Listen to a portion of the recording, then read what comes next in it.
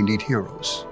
And Dreams without goals come are on, just dreams, come on. and ultimately they fuel disappointment. Exactly. On the road to achieving your dreams, you must apply. This all comes from Pastor Bernard. I just stole it. It sounds familiar. Yeah, it sounds familiar. You must apply discipline, Discipline, come but on. more importantly, consistency. Because without commitment, you'll never start. But without consistency, you'll never finish.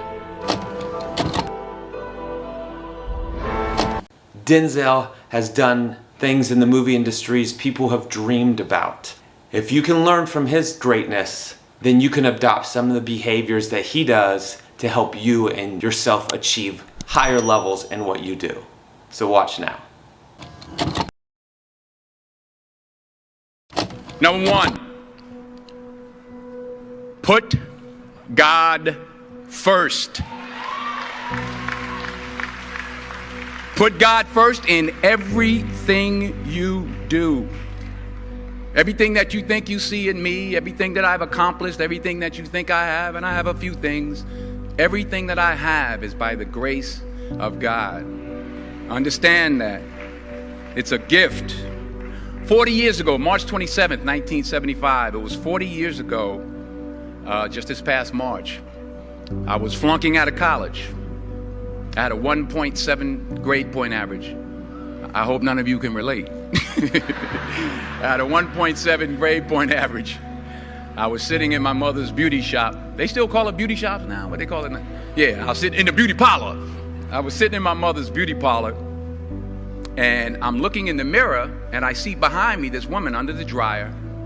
And every time she looked up, every time I looked up, she was looking at me, just looking me in the eye. And I didn't know who she was, and I said, she said, somebody give me a pen, give me a pencil, I have a prophecy. March 27, 1975, she said, boy, you are gonna travel the world and speak to millions of people. Now mind you, I was flunked out of college. I'm thinking about joining the army. I didn't know what I was gonna do, and she's telling me I'm gonna travel the world and speak to millions of people. Well, I have traveled the world, and I have spoke to millions of people. But that's not the most important thing, the success that I had. The most important thing is that what she taught me and what she told me that day has stayed with me since. I've been protected, I've been directed, I've been corrected. I've kept God in my life and has kept me humble. I didn't always stick with him, but he always stuck with me. So stick with him in everything you do. If you think you want to do what you think I've done, then do what I've done and stick with God. I blame no one. I look in the mirror. On the other side of it, what an opportunity we have, because tomorrow's the first day of the rest of our lives.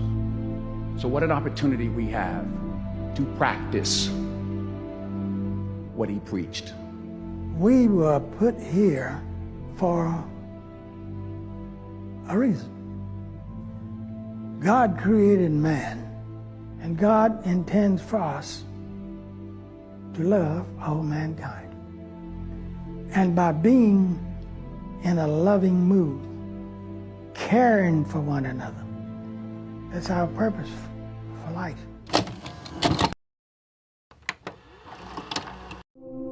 You've invested a lot in your education, and people have invested in you. And let me tell you, the world needs your talents. Man, does it ever. The world needs a lot, and we need it from you. We really do. We need it from you young people. I mean, I'm not speaking for the rest of us up here, but I know I'm getting a little grayer. We need it from you, the young people, because remember this. So you got to get out there. You got to give it everything you got, whether it's your time, your talent, your prayers, or your treasures. Because remember this, you will never see a U-Haul behind a hearse. I'll say it again. You will never see a U-Haul behind a hearse. You can't take it with you. The Egyptians tried it, and all they got was robbed. So the question is, what are you going to do with what you have? I'm not talking about how much you have. Some of you are business majors. Some of you are theologians, nurses, sociologists. Some of you have money. Some of you have patience. Some of you have kindness. Some of you have love. Some of you have the gift of long suffering. Whatever it is, whatever your gift is, what are you going to do with what you have?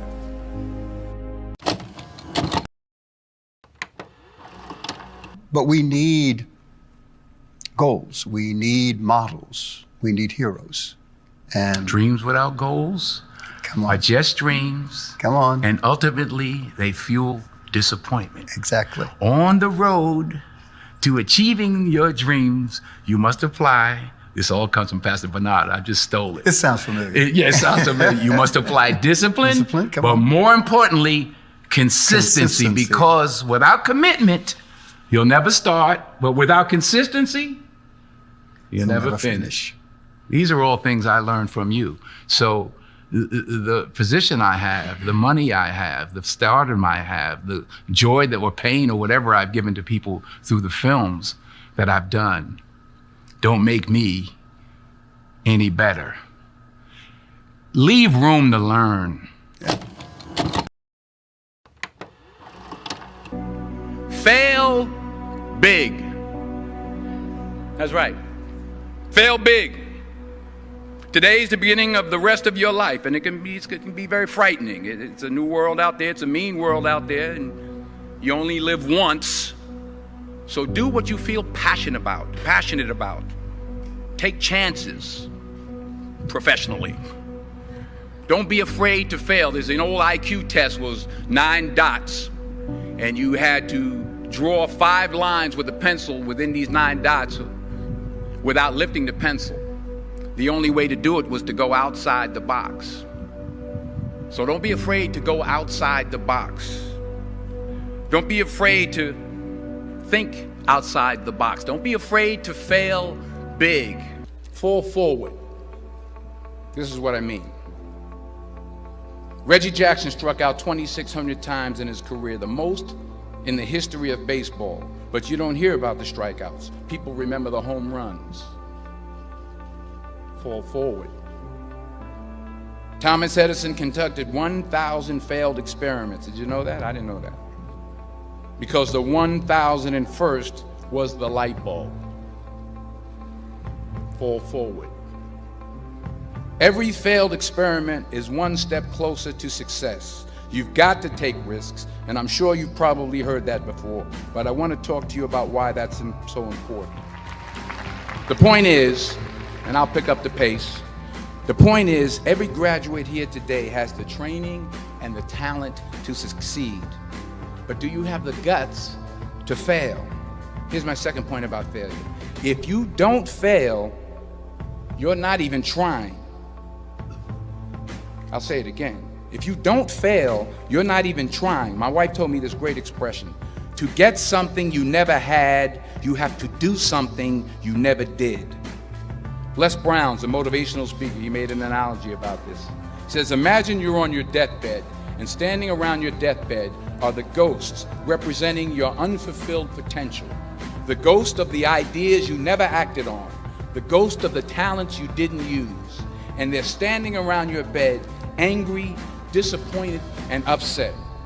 They say, we came to you because you could have brought us to life, they say. And now we have to go to the grave together. So I ask you today, how many ghosts are going to be around your bed when your time comes?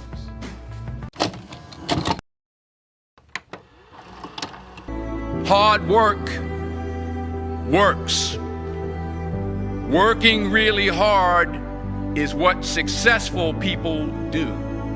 And in this text, tweet, twerk world that you've grown up in, remember, just because you're doing a lot more doesn't mean you're getting a lot more done. Remember that. Just because you're doing a lot more doesn't mean you're getting a lot more done. Don't confuse movement with progress. My mother told me, she said, yeah, because you can run in place all the time and never get anywhere. So continue to strive, continue to have goals, continue to progress. The one thing I'm the most happy about in terms of my career is the fact that I got there with the grace of God, first of all, but short of that, I got there just by working hard, not partying with the right people, not compromising myself in any way or cutting any kind of deals, just by working hard, just by plugging along, sawing wood, as I like to call it. I'm a 20-year overnight sensation. Bruce Lee, studied many martial arts. Bruce Lee fan. And he always said, take what's useful. So I've taken from different styles, and my youngest daughter, Olivia, is an actress now. She's at NYU. In fact, she just finished her first movie with Lee Daniels. Yeah. So she's good. And I tell her that, there is no one discipline, there is no one gospel when it comes to acting. So I take a little from this, take a little from that. And fights with other dads and all that, but I love to inspire. I like that. I like seeing people do well. It was so interesting, I ended up becoming an actor because I've never been the out front guy. I like seeing people do good. Society is forcing success down our throat, comparative success down our throat. I don't know if the Bible says it, but it's somewhere it says in the last days we'll become lovers of ourselves. It's in the Bible. The number one photograph now is a selfie. Yeah. So we all want to be followed. We all want to lead, I should say. And we're willing to do anything. Young ladies and young men, anything to be influential. Yeah. The universal stems from the specific. Where's your soul? Where's your heart? Where does it start? Do you want credit for it, or do you want to see the other person do well? It's the most selfish thing I've done in my life is give, because of the joy that I get from it. I love it. I don't like it. I love it. You don't pay a lot of attention to reviews and those kind of things? Well, you're always affected by opinion, but the more opinions there are of you, of me, the less I look at them, because I just can't live my life based upon what other people think about me. So I can't concern myself too much with what other people think. It's just not healthy. I don't think I could continue to do what I do if I was constantly worrying about what somebody thought about it. I pray that you put your slippers way under the bed tonight, so that when you wake up in the morning, you have to get on your knees to reach them. And while you're down there, say thank you for grace. Thank you for mercy. Thank you for understanding. Thank you for wisdom. Thank you for parents. Thank you for love. Thank you for kindness. Thank you for humility. Thank you for peace. Thank you for prosperity. Say thank you in advance for what's already yours. It's how I live my life. That's why I am, one of the reasons why I am today. Say thank you in advance for what is already yours. True desire in the heart for anything good is God's proof to you, sent beforehand to indicate that it's yours already. Get something you never had, you have to do something you never did. Les Brown's a motivational speaker. He made an analogy about this. He says, imagine you're on your deathbed, and standing around your deathbed are the ghosts representing your unfulfilled potential. The ghost of the ideas you never acted on, the ghost of the talents you didn't use. And they're standing around your bed, angry, disappointed, and upset. They say, we came to you because you could have brought us to life, they say. And now we have to go to the grave together. So I ask you today, How many ghosts are going to be around your bed when your time comes? When we can learn from people who have achieved great level of success, and the phrase stand on shoulders giant. So for example, you've just watched a series of what make this person great. Now if you adopt these same behaviors, some may work for you, some may not. But the series and other videos that we share will hopefully help you achieve levels of greatness in your life.